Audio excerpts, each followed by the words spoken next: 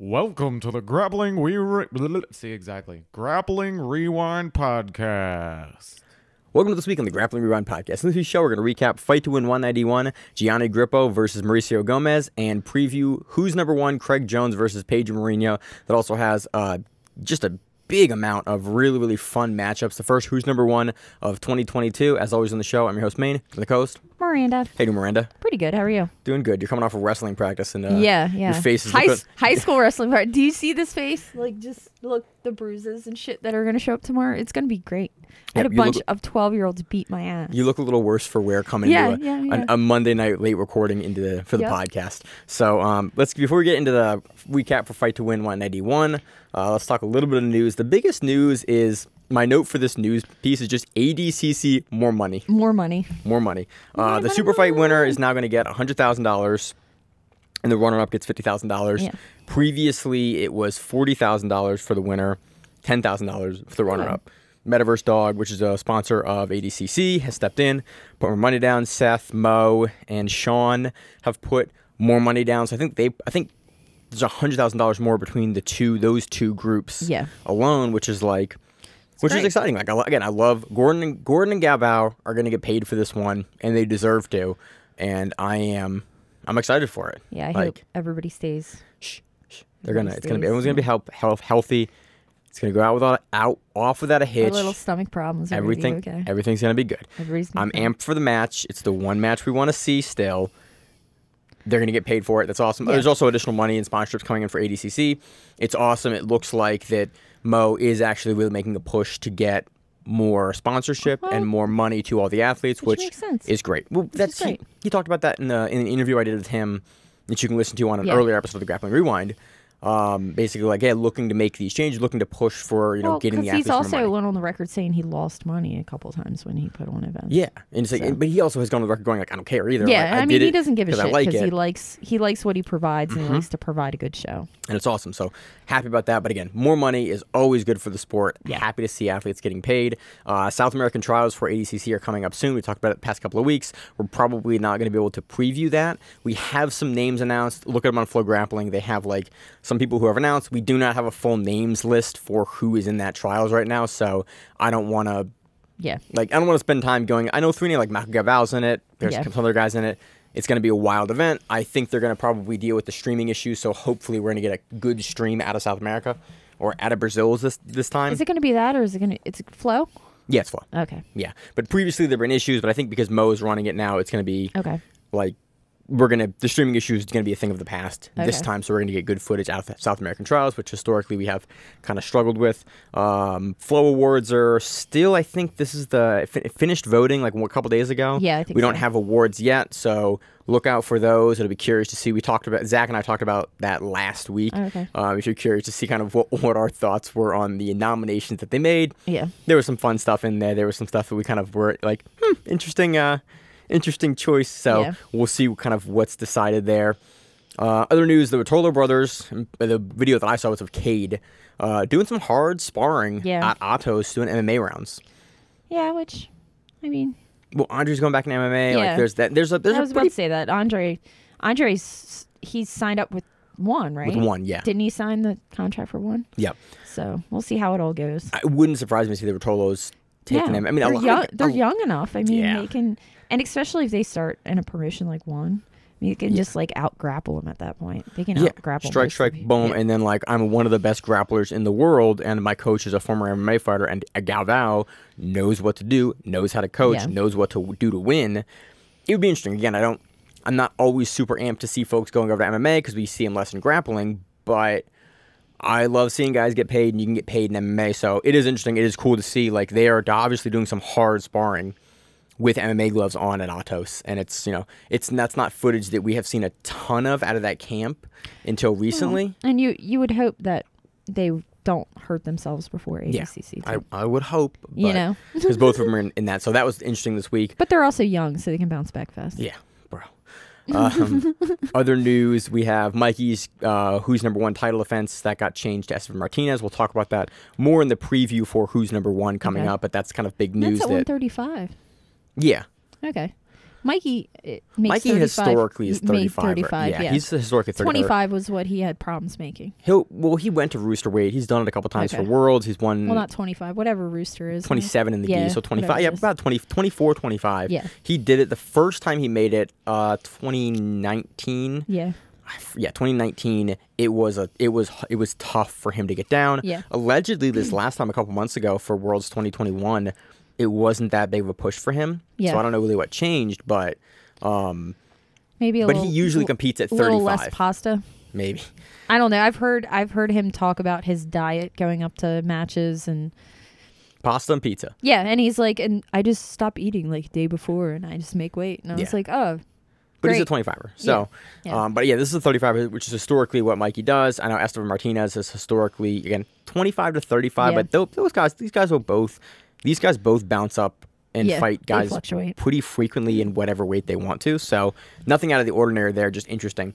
Let's move on to fight to win. Any news you got? No. All right, no other news. I mean, I have a super fight coming up. Hey, it's exciting. That's why you're doing wrestling practice. That's why I'm doing wrestling practice on Saturday. For like 3 opponent changes. Yeah, I've had opponents. A bunch. Yep. That's this next weekend. Yeah, Saturday. Fun. It's going to be good times. As I giggle uncontrollably. Yeah, it's good. You like what you do. It's fun time. It's good. So it's good. Let's move on to Fight to Win 191. I just really want to talk about 1 or 2 matches for this one, mostly Gianni Grippo versus Mauricio Gomez. And you actually, before the show, sent me over their IBJJF match. Yeah. Which was, it kind of had, it was a similar, it was 2020? 2020. No, it was 2021. 2021. Yeah, they were one of the opens, right? Shit, so yeah. Okay. I think it was Miami or it was. I mean, this is in Miami. This Fight to Win was in Miami. No, so but probably it was Miami Open. Yeah, I think it was down. I want to say it was Miami Open or one of them. Yeah. So. But it was the same. It was the same sort of thing. But so this match was fun. Honestly, this was a no-gi match for Grippo and Mauricio Gomez. Lots of 50-50 play. Yeah. And not in the bad way. This was again, 50-50 matches, no-gi. Actually, in the gi, they're pretty bad. But no-gi, especially in the Fight to Win rule set, can go either way, especially when you have 2 top-level players. This was actually a match that I really enjoyed. Mauricio Gomez locks up the 50-50. But he locks it up with the triangle. Yeah. And Grippo doesn't counter with the triangle himself to get into a stalemate. Grippo counters with like the stand looking to pass, looking to kind of actively move and pass off of the 50-50. And it was a very active match for being stuck in that position. Yeah. I mean, you had Grippo actively looking to pass and defend, and you had Mauricio on the bottom. The majority, especially the first probably quarter to third of the match. You had Gomez repeatedly transitioning from to a bunch of knee bars, heel hooks. Yeah. And that really, no straight ankles, or kind of they were both kind of flash toe holds here and there. Yeah. But Mauricio was very much in the driver's seat submission-wise, and Grippo was very much in the driver's seat positionally. Like, you saw Gomez repeatedly have to, re-pummel the leg. And he had some significantly tight submissions on Grippo. I think the knee bar, for me, the knee bars were the tightest, but Grippo did a really good job of actually reaching over and grabbing the topside knee and flaring Gomez's leg. Yeah. And he would do that repeatedly. He's done that before in matches. I mean, that's the most basic. Yeah. Actually, literally, in one of the classes this week at the gym, we went over, that was the class for the day. It was basically hey, here's this basic knee bar defense, what you're doing. So it was cool to see it immediately, in practice from something you saw earlier in the gym that week. Opening the legs, trying to flare the knee, trying to turn the leg. But Gomez did a really good job continuing to, not let Gianni free his knee line. Yeah. And continue to crawl up and pull through. And I mean, he didn't let him get off his knee at all. There was a good, solid 2 minutes of him latched onto the leg. Mm-hmm. And he was latched on with, his elbow into his rib section. Yeah. He didn't always have a full grip on the leg. But he'd get his hips up. Yeah. The thing I thought was particularly interesting here is usually when you see someone lock up a triangle of the legs in the 50-50, if you have a standing passer like Gianni, they usually can immediately shuck that and push that down to clear their knee line. You saw Gianni do this a couple times, and he was never able to fully crush the knee from standing. And I thought that was really interesting. And I wanted to go back and actually watch specifically that, because I wasn't sure what Gomez was doing to stop that. I think part of it was he was keeping his feet towards his hips. And he was kind of keeping him stretched out, so even when he would push back, he would just kind of Johnny wasn't standing really tall. He was kind of he would still kind of longer. He would just kind of lengthen himself out, brace out on the hip and kind of keep control of the leg. Yeah, it was super interesting, and that's one. Again, it's very, very common when someone locks up the triangle in the 50-50. Oh yeah, you just push. You just push down, and then your knee gets free. And but Grippo did it repeatedly and wasn't able to get, especially in the beginning of the match, wasn't able to get that to work. He would have to go to the mat and actually sit down and almost sort of fight out of rolling heel hooks in order to kind of scoot his ass away to free his knee line. And once he figured that out, he could much more easily disengage, because he knew that Gomez, probably from that earlier match in IBJJF, wasn't going to come up on him when he was escaping out of there and try to like pass. No, he would go back to the legs, go back to De La Riva there. Yeah, control the legs. So it was just an interesting dynamic of like, oh, you have a 50-50 player on the bottom that is not going to wrestle you up. So it allowed Grippo to be more active. And it's not that he didn't have a good standing game either. No. I mean, because he looked fine standing in both matches. So he just prefers to be in that position, which, I mean, it paid dividends for him. It won in the match. I mean, the majority of the match was just continued offense. And then Grippo tried to pull the same heel hook. Well, no, it wasn't the same heel hook. It was close. They called it on commentary. So Grippo tried to pull when you have your outside leg over top of their knee, like you're going to go to like a long leg X guard on the opposite leg. You pass it over the hip line there, and you saw Grippo reach inside. And he had the same and grip. It was the same facial expression. It was the same facial. It's a grip and rip heel hook. You're not going to get it because Gomez knew it was there. Yeah, he knew it was there and reacted well. And he turned down and that's what you should do. But it was an interesting thing to see again. I was like, Grippo got shit for it, and props to him. And I thought Grippo even had interviews where he was like, "Oh, I don't do this shit." I don't have any problem with it. It's a legal heel hook. Yeah. There's nothing in the rules that and says it's a big show. It's a big show. Yeah, so, your main event. You kind of know it when you take a big show that you could. And nothing says that you can't go as fast and hard as you want on submissions. Especially at a high level, world class level. That's what you're doing. Gomez was. He went after his knee a few times. Yeah. There were a few that I was like, oh, there were a couple deep ones where I'm like, Gianni's been training with me. I was a little bit. Again, nothing deep that I thought was injuring Gianni, but no. Gianni's defense was very much on point here with a lot of the nothing leg like locks. meow leg level where their foot goes in directions that where it's your knee is not attached right now, and you're just fine with that. That doesn't work the right way anymore. There was two pieces later in the match after we got out of this initial kind of 50-50 sequence where we saw Gianni's passing on display. He gets past Gomez twice. Yeah. And he gets past him once with a head and arm grip that he jumps over to their side and kind of starts to go for the head and arm very briefly, and Gomez immediately kind of recovers the half guard. But Gianni, again, doesn't fight super hard to avoid getting taken back into the half guard. And then the other one was just a standard sort of step around sweep where Gianni gets around, gets the half guard, gets the side control, gets the mount, and then Gomez immediately recovers. Yeah. And it was interesting because in the first match they had in what we think is Miami Open, you saw a similar thing where Gianni's passing, Gianni's outscoring Gomez, and he's winning that match on scoring. But he also took his back during the Miami Open. But it's a points match. He didn't. Neither match resulted in submission. The first one we went to a points win, clear for Grippo. The second one, Grippo is clearly outscoring Gomez here. He's getting on top, he's passing, he's getting around. That's not the rule. But it doesn't matter because that initial offense put up by Gomez is the Miami Open in 2021. Yeah.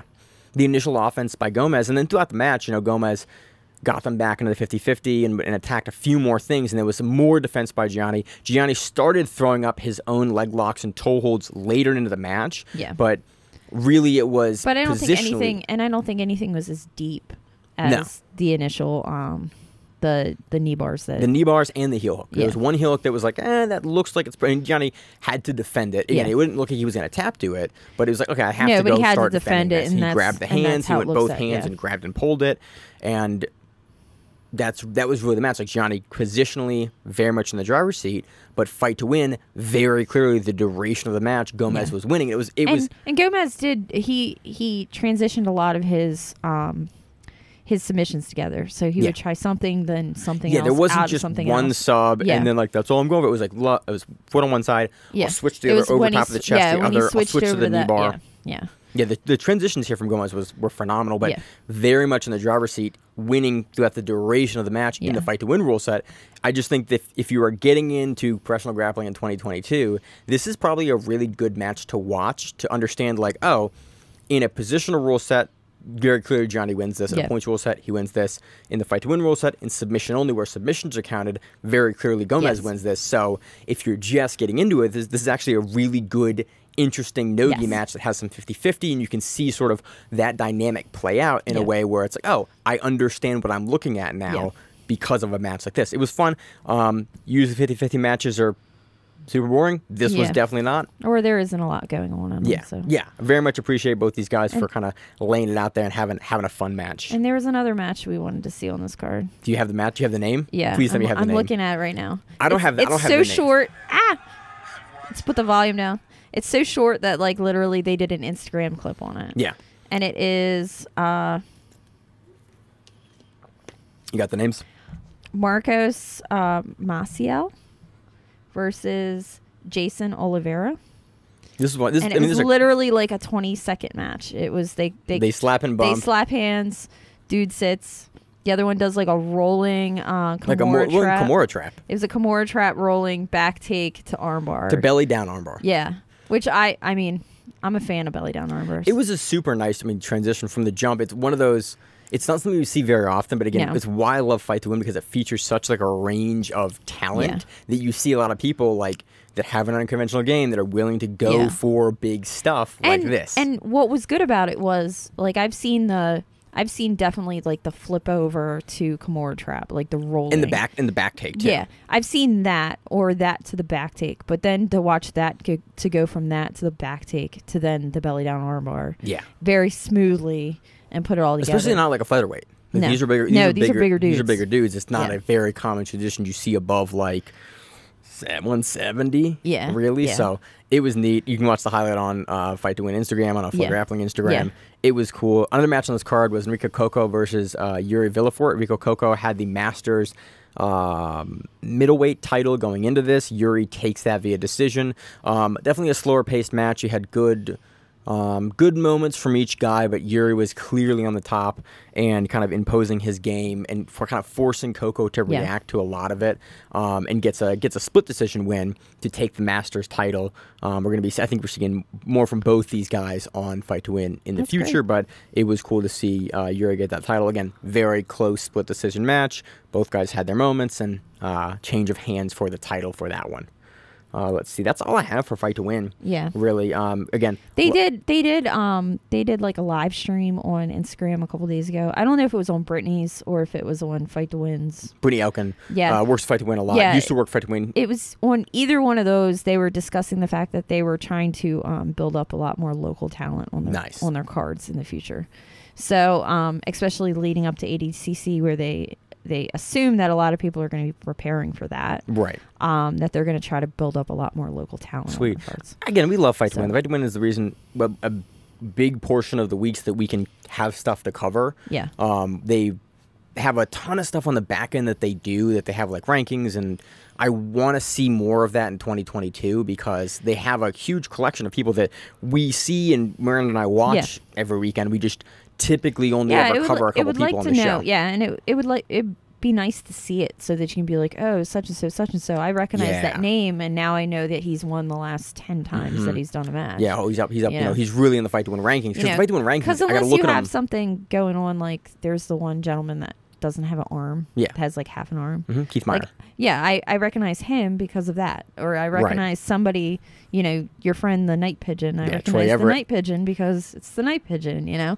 But it would be nice to get I got a glimpse of their rankings in 2019, maybe 2018, I think, and it's robust and it's huge and it was awesome. I just would love to see that kind of showcased more in the year because they have such a cool league system that they run. Yeah, I want to see more of it because it's the biggest league. They also use it for their money, right? They use it for how they compensate their fighters. That's who's number one. Does their rankings based on? I thought Fight to Win. Fight to Win does it by a couple of factors. It may have changed in the last couple of years, but usually it was. Well, I knew they had a couple years ago. I haven't known anybody to do it in a while because they haven't really come around except for Philly. 8 months ago, something like that. So that's Fight to Win 181. Looking forward to the next one. Always fun.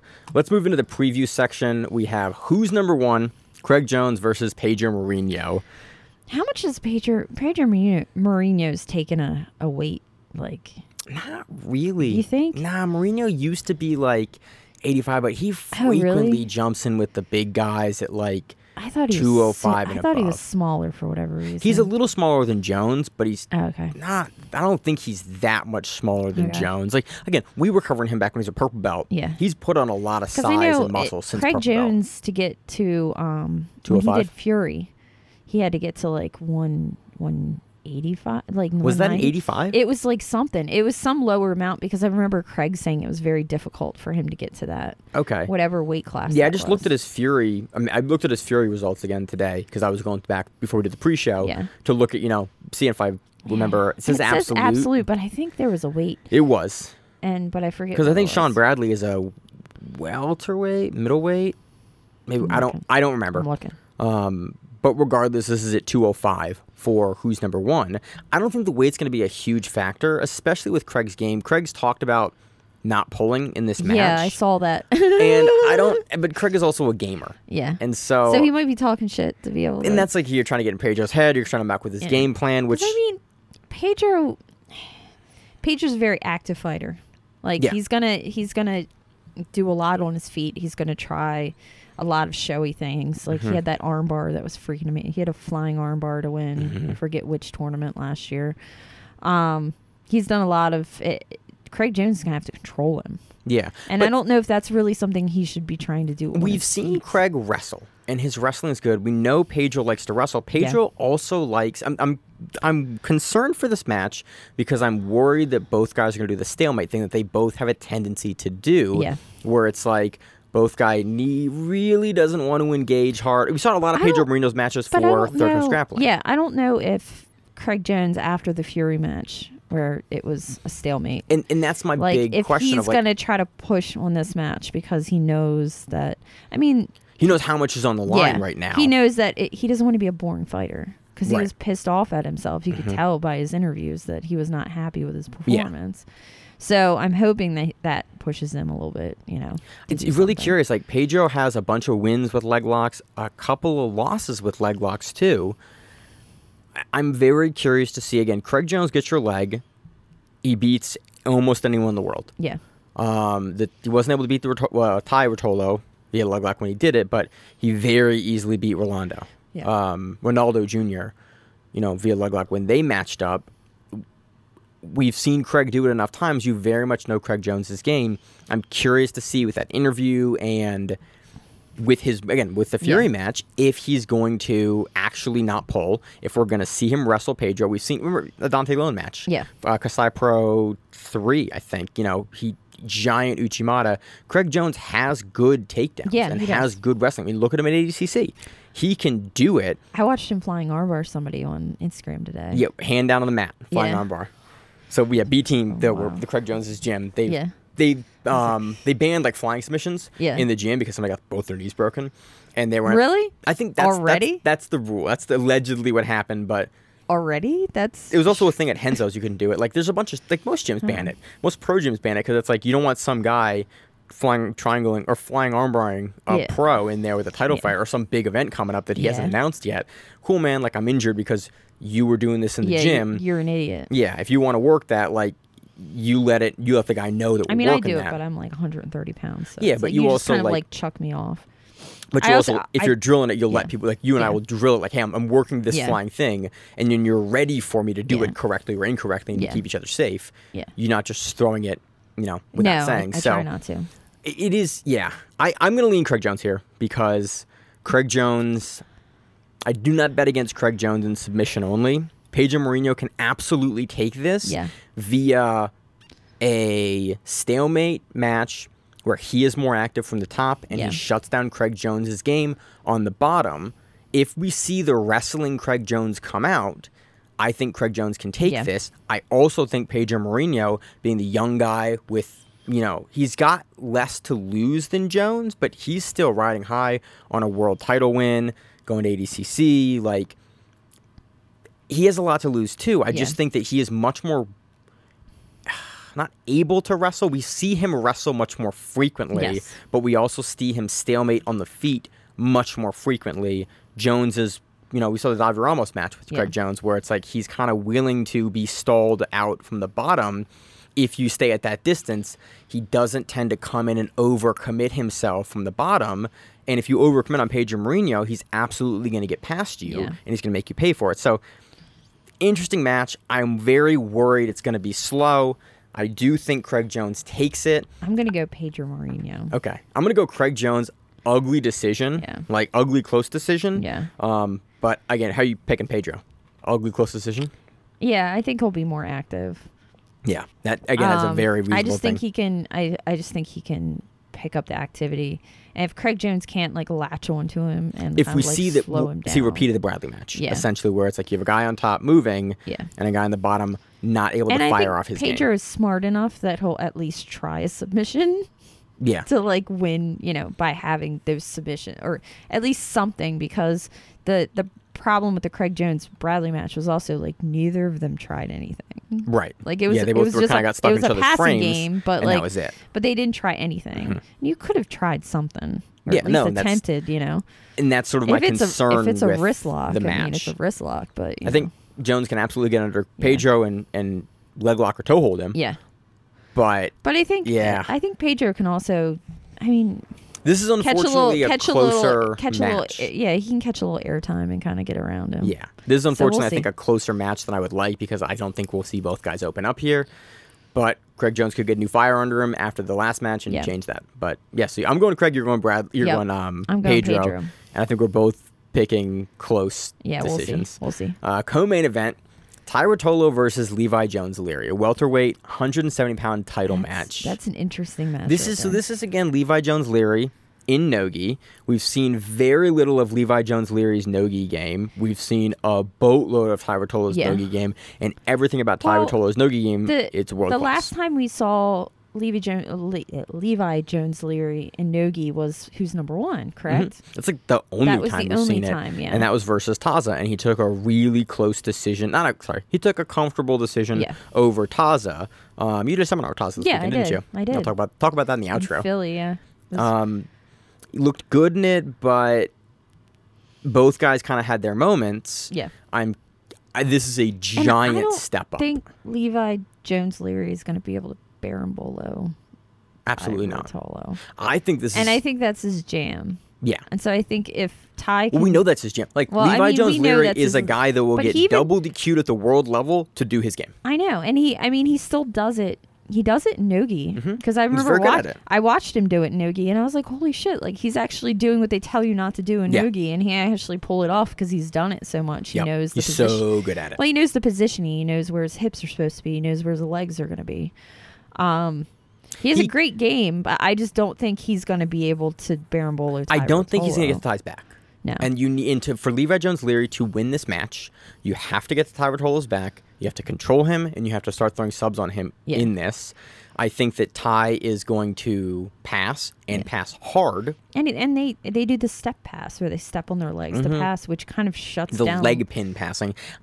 We haven't seen him. Yeah, it's called leg pin passing. They haven't done it a lot recently, but we've seen him kind of. They used it a ton beginning of end of 2019. Beginning of 2020, and then we kind of didn't see them use it a ton, and we're starting to see them kind of use it. Both the Rotolo brothers use it a little bit here and there. I think it's a good plan for him because you keep one of his legs down, and unless you're, I mean, if you hold the right leg down, like the one leg isn't going to give you much. But the real question is like, is he able to stop the inversion and Barambola game of Levi Jones-Leary? And I think he will be able to. Yes. I think he's more comfortable in no-gi. I think again, Levi Jones-Leary is world class and is one of the best, if not the best guy currently playing that game on the circuit. But Ty is at Athos, where he has guys that also can play that game, that also do the game. Probably not as well as Levi, because Levi, again, like I said, one of the best guys in the world at it. But he can leg pin pass, he can floating pass around, he can just like ride the legs over. He can also beat you. I think that even if Levi Jones-Leary starts to get on him, and I think he will at one point in time, like he'll start to take his back, I think Tai will just, you'll see him halfway through the transition just go, nah, I'm not going to let this happen. And he'll just rotate through his hips and then he'll be on top, or he'll be on the bottom and he'll spin through it and then he'll be in the half guard from it. And it's because it's submission only, it really doesn't matter if he gets a sweep on him or anything. It's not really a big deal. And then we'll see Tai throw in the darces once he gets into the half guard. Levi Jones Leary defending, and this should be an interesting match. I think it's definitely slower at the beginning, but I do not see Levi Jones Leary able to execute that part of his game on Ruotolo. Go back and watch the Taza match again. Tai kind of clearly takes it over Taza if they were to match up in my head. I think that this is Levi unable to really get deep on this. Again, Levi could absolutely surprise me. Levi could watch a bunch of film on Ruotolo and come up with something completely different, and then none of us, have any idea. We also know, we know exactly the game that Levi Jones Leary is going to play, not to a fault because he executes it at the highest level, but everyone knows what game Levi Jones Leary is going to play. Yeah. You know. Well, you know what game he's going to play, but you don't know what color hair he's going to have. That is... there is that. I'm guessing he comes purple still. Hair will still be purple. I think it's still going to be purple this time. And he'll still have the sunglasses when he comes in. You got to look about you. I think Ruotolo takes this. I think Ruotolo takes this on submission attempts. I think we see 2 or 3 different Darce attempts, but deep Darce from Ruotolo on this. I do not know if he gets Levi Jones Leary's back, but I do think that Levi Jones Leary has to defend at least one very deep Darce attempt from Ruotolo in this transition, because Ruotolo will, again, you're Galvao's student. They game plan better than almost any other gym in the world. I think we're going to see that. So, picking the same thing I am? Yes, I'm going with Tai. You think he subs him or just decision? I'll go he subs him. You think he gets him? I think he gets him. You have a specific transition you think he gets him off of? No, it's going to be a Darce, but I don't know if it's going to be a flying Darce or just a regular I don't think about the flying Darce. Yeah, if he jumps over at the end. Both him and his brother, I mean. Yeah. The thing is, that's such a weird move. They both have high-level wins with, jump over your guard Darce. Flying Darces. Yeah, and if he's able to make separation on Levi Jones Leary's legs. Didn't Levi Jones Leary recently have, a really bad short loss? Triangle lost to Michael Galvao at Abu Dhabi World Pro. Yeah, that was the one. That was a minute and a half, wasn't it? That was the one that was really short. Yeah, that was a weird... It was he had no... It was a minute and a half total. He didn't really... I don't want to use the term respect, because I don't think the term... It's not that he didn't respect Michael Galvao's guard, but he was a little cocky about it. He really tried to pressure through on the guard, if I recall correctly, and Galvao just went, nah, bro, I'm gonna, and just turned it up. The fuck out of him. I remember that. That was. I wish we had a better footage. That was a fun match. So that was first round of first or second round. That's what keeps on coming up in my mind when I think of Jones Leary. Yeah, but I don't know because Michael Galvao has a lot of parallels to the Ruotolo brothers in super young black belt, super athletic black belt. Also, will throw stuff from all positions at you and has a very high submission offense rate, much like Ruotolo. So, yeah, I think that's. Yeah, I can see that now that you said that. You brought that matchup. I think that's very reasonable. Next one, I'm excited as fuck about this one. Because, again, we haven't seen Nick Rodriguez much. It is going to be an interesting match. Because I know you got all excited the last time you watched Nick Rodriguez. I like watching Nick Rodriguez fight, man. He is. Because he's the guy. So, next match is Nick Rodriguez versus Elder Cruz. Nick Rodriguez has a special place in my heart because he's a local guy that we started covering, I think before he won East Coast Trials. Okay. No, sorry. He lost East Coast Trials the first time in 2017. 2018, he lost East Coast Trials, and then he won West Coast Trials in 2019. But he's the guy we started covering before he lost at East Coast Trials. Yeah. And so, again, to watch him kind of literally from a late white belt, early blue belt into winning ADCC as a blue belt. It's cool. We just recently saw Nick Rodriguez cartwheel pass and take the back versus a much bigger dude and showed some great body lock passing that we initially saw him do versus Yuri Samos. And he also has shown that he has went away from just being a wrestler and he's transitioned to being a jiu-jitsu player. We had a big conversation about this a couple weeks ago of the things that we've seen other wrestlers not be able to do and get away from their wrestling. And then the things that Nick Rodriguez has he's turned into a jiu-jitsu player with jiu-jitsu, phenomenal wrestling, for jiu-jitsu, and like all the things that we saw him do, like the cartwheel passing, the Kimura passing, the jumping and kind of leading back takes that he did that got him into ADCC in 2019. Yeah. We're seeing him do, while also like, oh, Nicky Rod learned how to pass and take a back. I mean, he could always like, he learned like different ways, and like he learned how to hold the back now, and he learned.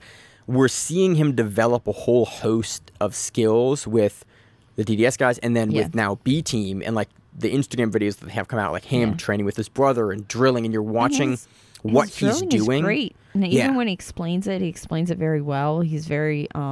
He's a guy that I've learned. In like the videos he shows, I've learned a ton of like little things. Like, oh, that's how you think about that. That's how you do that. Yeah. Oh, he's a guy that very much says something, and you can watch it in his match. Like, oh yeah, he really actually does do it that way. Yeah, it's interesting. So he takes on Elder Cruz. Elder Cruz, we just watched at ADCC do a run. That was had a good run at trials. Had a good run. An earlier Who's Number One versus Jacob Couch when Jacob Couch was just coming kind of onto the Who's Number One scene. This is a tough match because this is 205. Elder Cruz is, again, he's a bigger dude. I think he's going to have no problem being like well above 205. His last loss was to Bodoni at ADCC Trials. That was, I don't know what round that was at. It was it was the second day. I know that much. Yeah, it was second day. Because Bordoni won the whole thing. Yeah, but he was first or second match of the second day, but he was only a couple matches the second day. Regardless, looked good. Bordoni takes it on an advantage, but again, this is a big jump up in competition. I mean, we have Elder Cruz has a win over John Salter at Trials, Seth Daniels, and Sloan Clymer from Legion at one of the earlier Subversives from 2021. The win over Jacob Couch via decision on the last Craig Jones versus, I think this was Ronaldo Jr. card. He's very good. We've seen him win stuff. We've seen him win a lot. He is very active. He's very physical. But all of the things that he is really good at, Nick Rodriguez is also good at, and I think he's 25 to 30 pounds bigger than Elder Cruz. Yeah. And that's the big thing that I'm curious about is...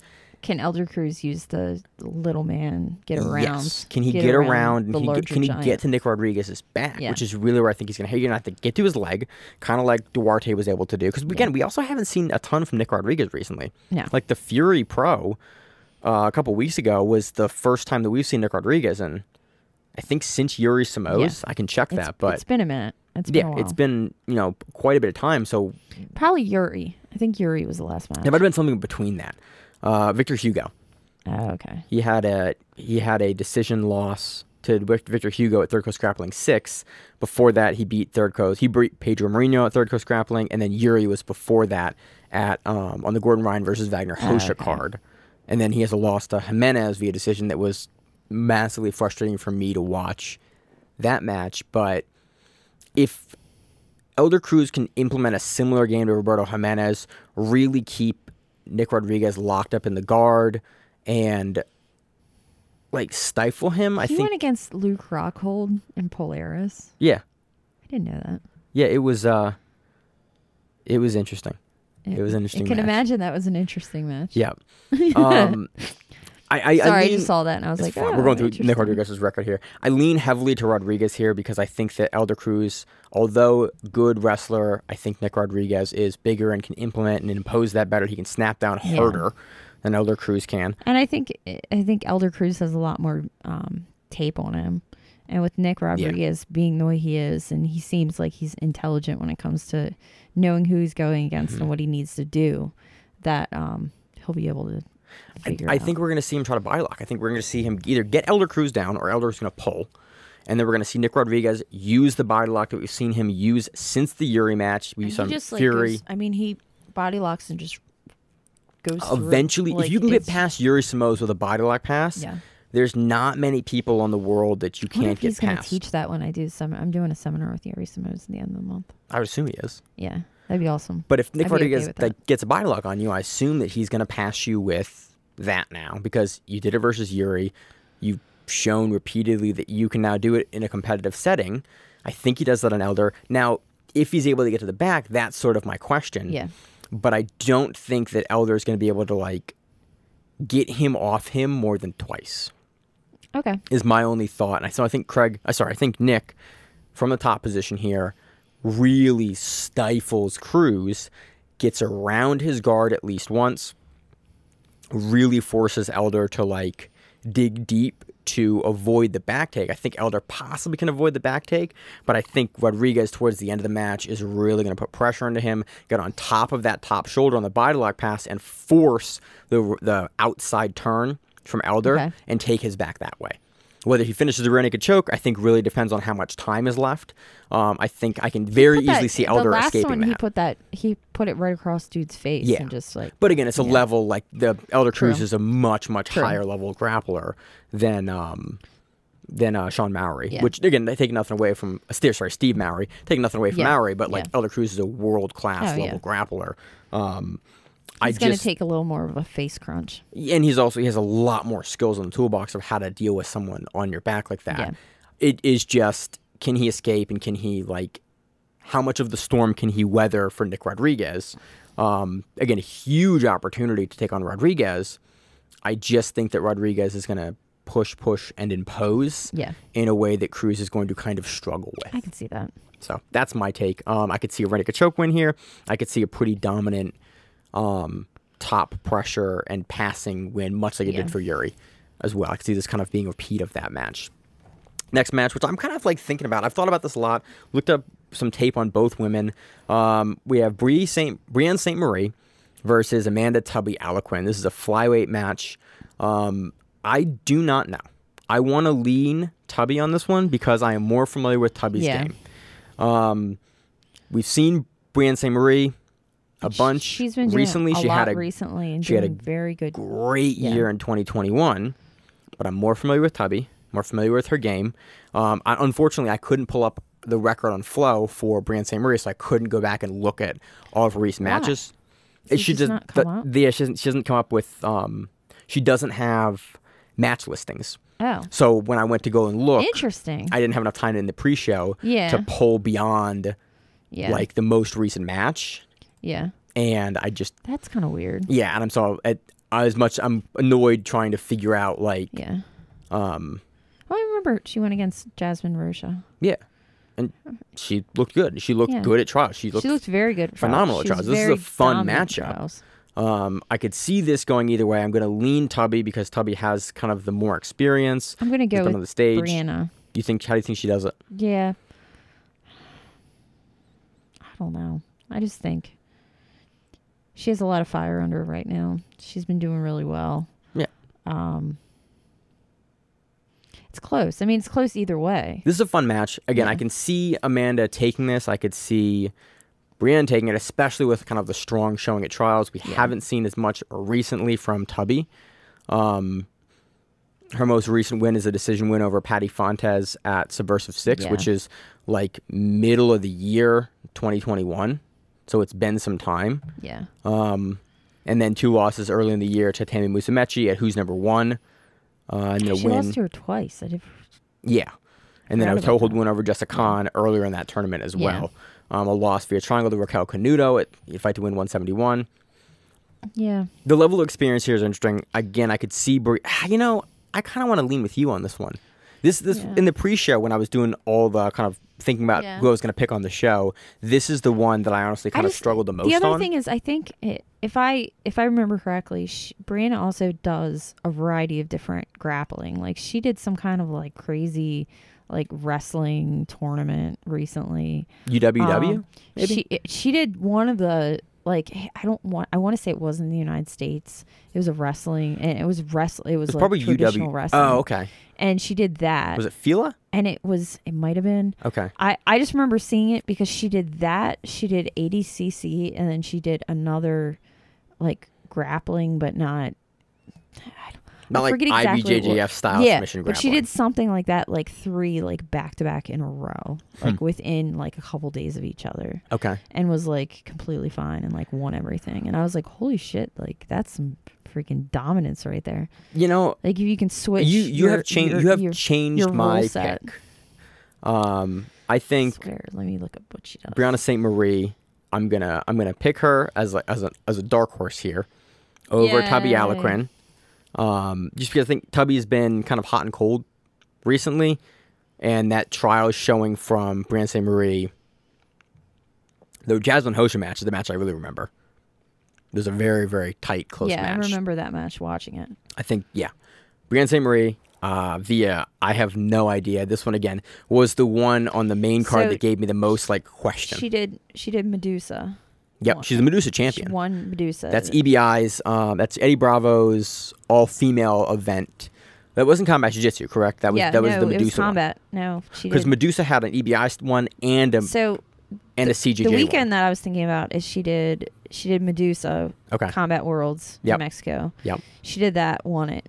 Then she did IBJJF Worlds, did it, won it. That was purple. At purple. No, at Brown. At 2021. Brown? I'm looking at the picture. Okay, those are Brown? At Brown. Okay, yeah, Flo still has her purple picture and then up, and then she did like a wrestling one, like within a few days from there, and I was like, holy hell, like that's a lot to do. To win. And that's a lot of different rule sets to do in a row. Yeah. You know, because you have to change up what you're doing. It's not like you can do, you know, you can slap a bitch in IBJJF. You get in trouble for that shit. I mean, usually. I mean, you can do it. You could slap a bitch, but you know. Usually they'll DQ you and ban you for a year. Yeah. Or sometimes they won't. Yeah. So, okay. Brianne St. Marie. It was Who's Number One. She did Who's Number One.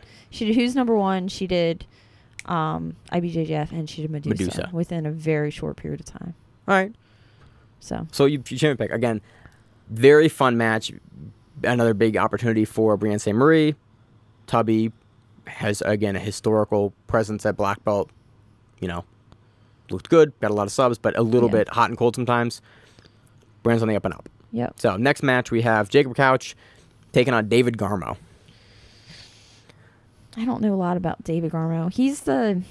He went against Mateus Diniz. He's been around forever. He's on a lot of stuff. He was on the He went against Hassam. He's Hassam Rita's coach. He did the Grapple in the Temple thing, right? That was his event. That was his event versus Mateus Diniz. Yeah. That's the most recent thing. Unfortunately, we can't click on him, but Garmo's been around forever. We've seen him at trials. We've seen him at... So that'll be interesting because Jacob Couch is new, up and coming, but Garmo has all the experience. Garmo's very experienced. Garmo's a little on the older side, but still...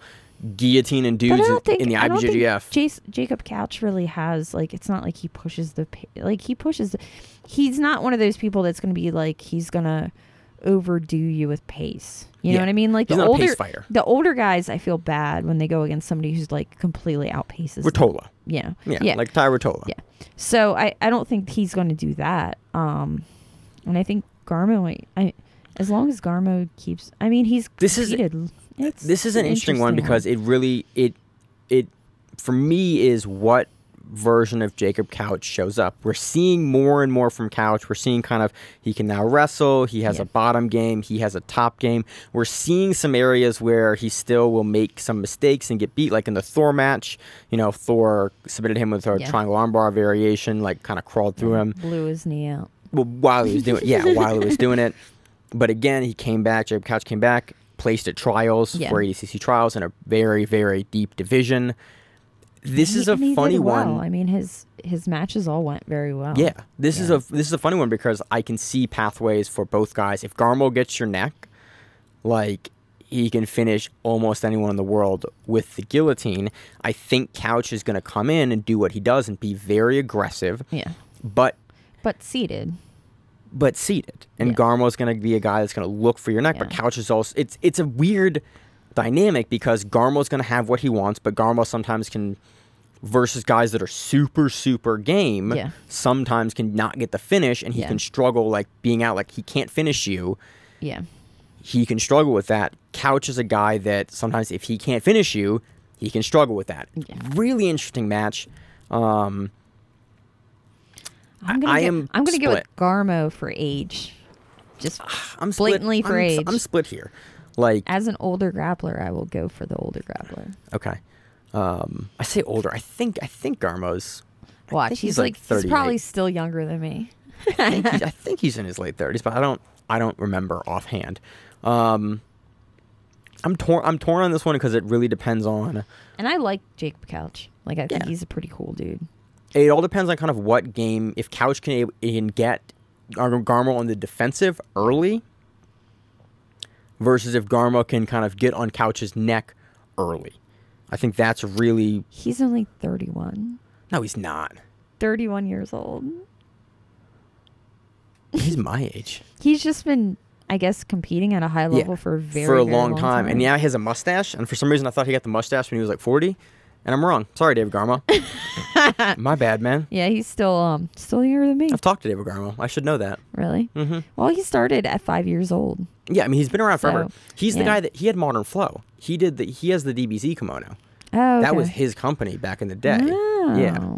So, yeah, we've watched him forever. Yeah. I'm going Garmo by guillotine.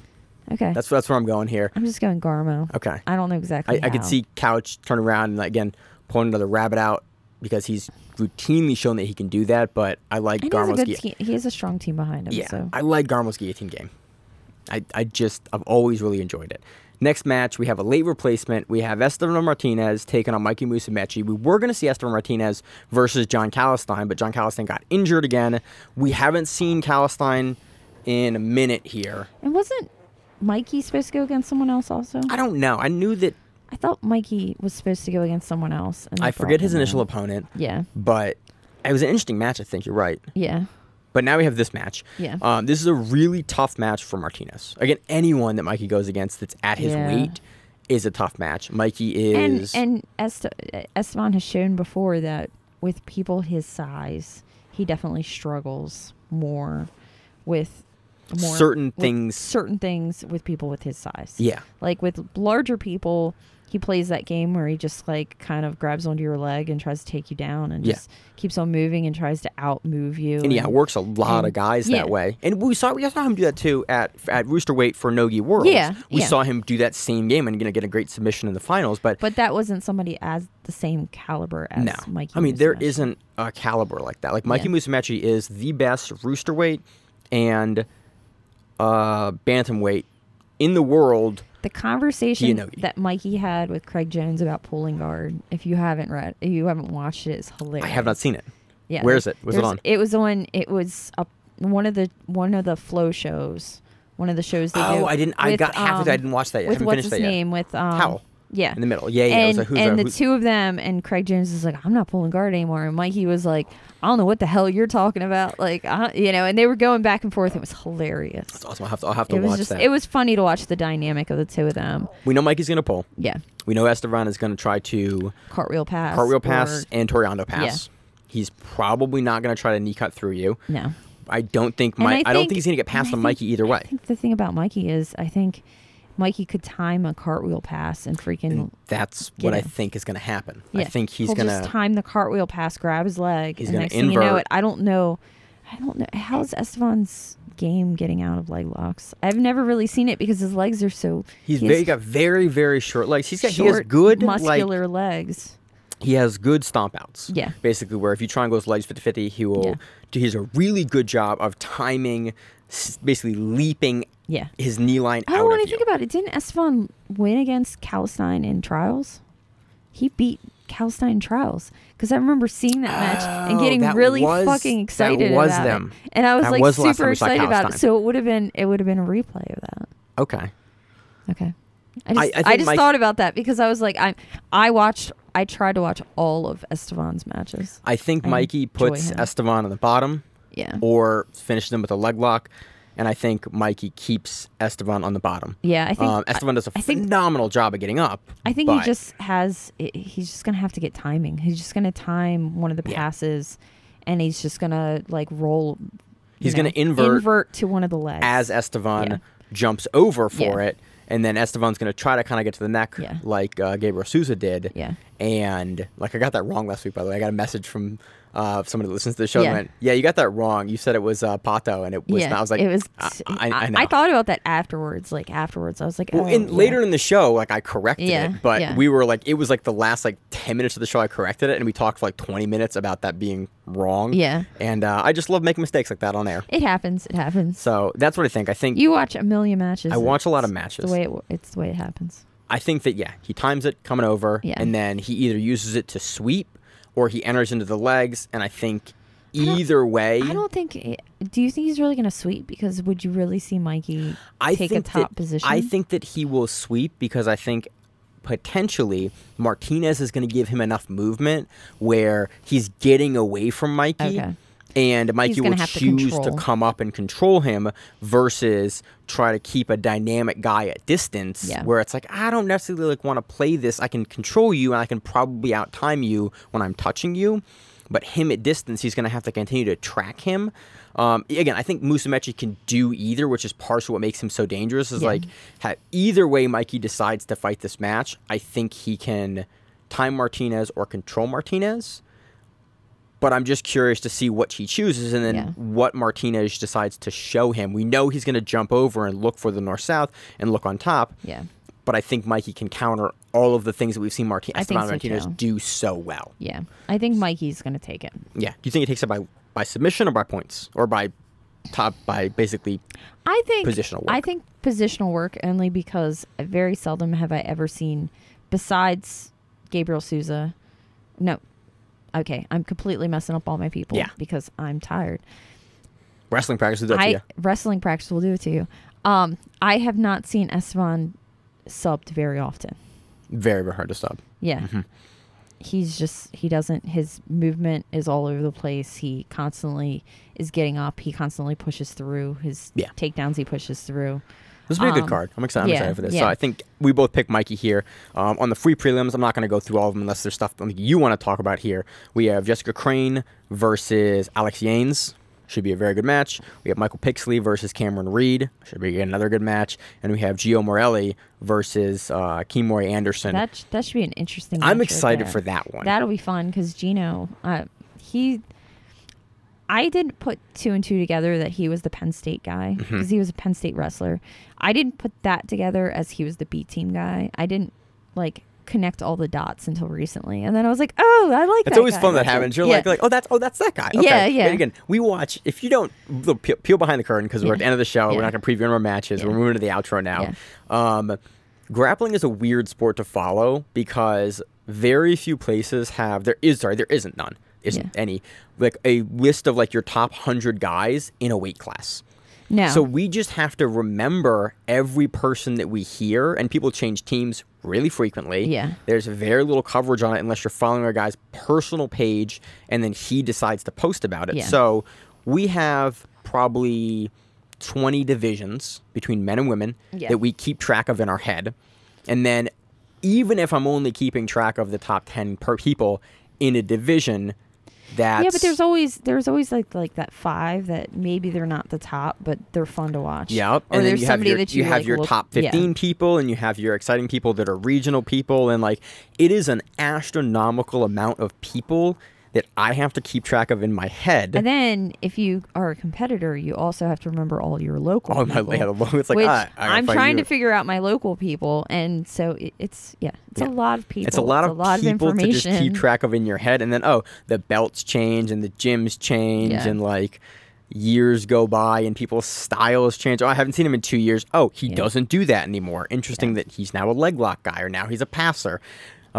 It's very fun. I wish I'm as the sport grows and grows, it is nice to have more and more tools. Again, we pulled up a bunch of Flow Grappling, rankings that previously that was only on BJJ Heroes for certain black belts, and then Topology started doing it, so it's certain Topology will have grappling records. Topology, I found an error in them. Did you email them? No, I did not email them. You should email them. They will correct them. So what I didn't realize is, did you know there were 2 Eddie Alvarez's in Philadelphia?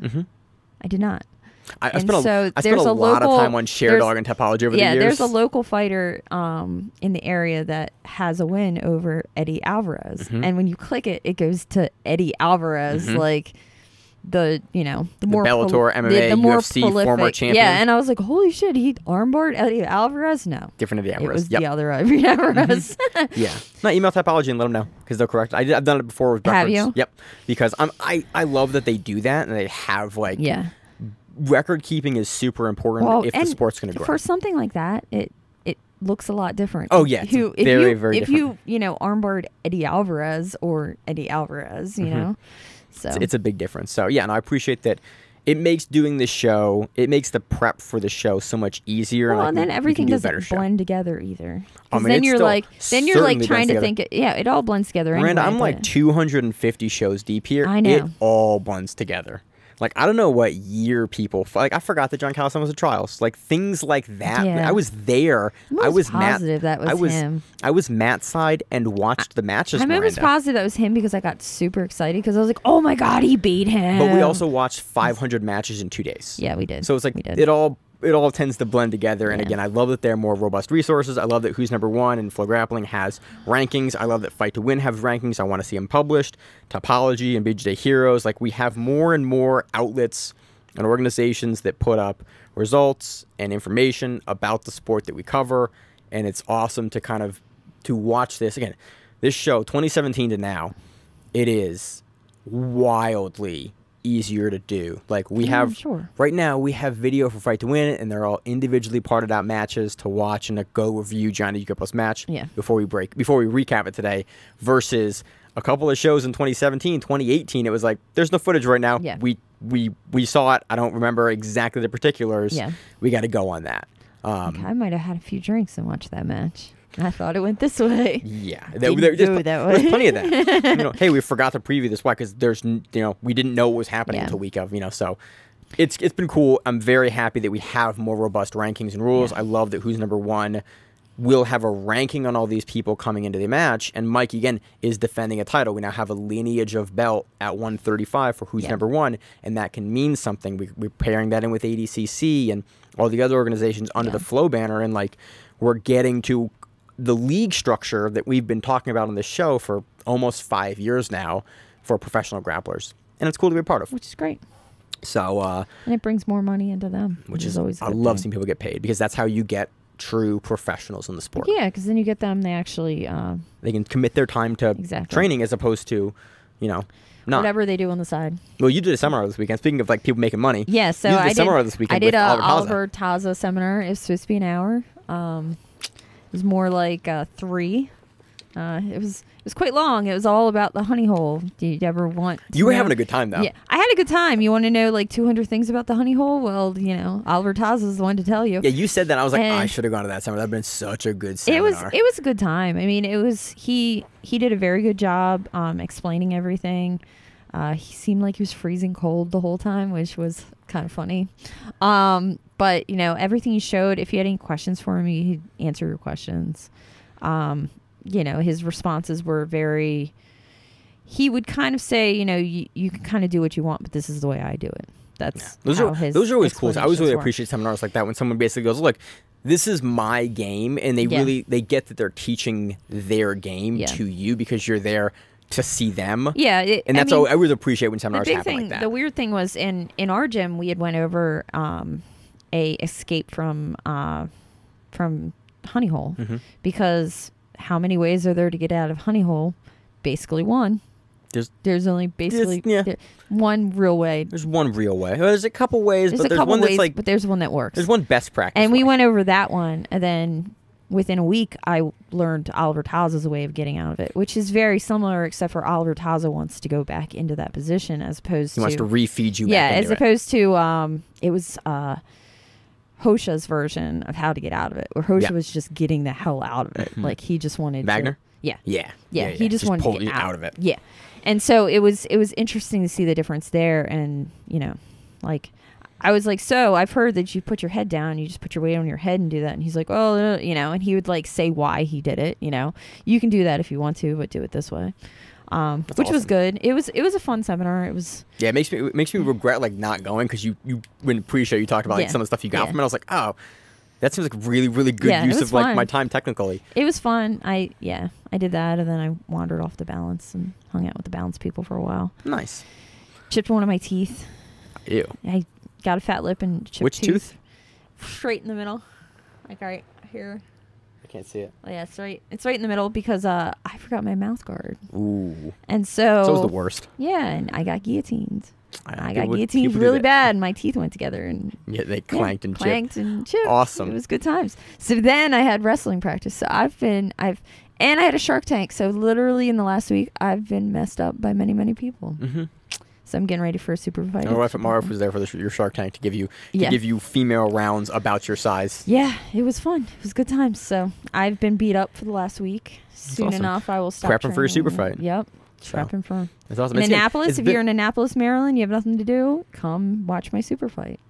It'll be a fun day. It's been a while since I think Josh was the last guy that had a super fight on the show, and that was like a couple of years ago. No, what's it called? Ann and I'm sorry, as far as co-hosts. Yeah. Oh, okay. As hosts on the Grappling Rewind. Like Josh was, when we first started the show, would frequently get on super fights. I have that one, and then in September, at the end of September, I have Sub Out Domestic Violence is a super fight, and I got confirmed in that yesterday. Is that official? It's official. Awesome. Like I got the confirmation. Do you have an opponent? Email.